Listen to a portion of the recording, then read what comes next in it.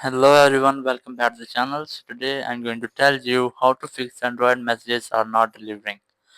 If you are using an Android phone and now you are having issue to delivering of Android messages, so let's see how can you do this.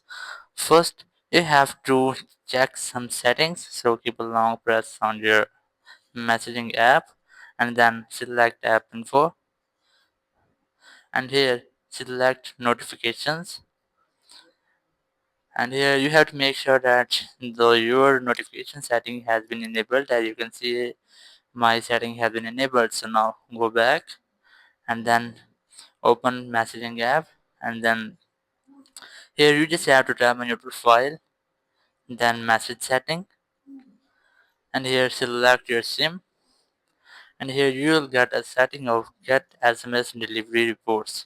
You can see the setting has been disabled. You just have to enable this setting. So just tap on it and it will be enabled. And that's all. You have fixed the Android messaging not delivering.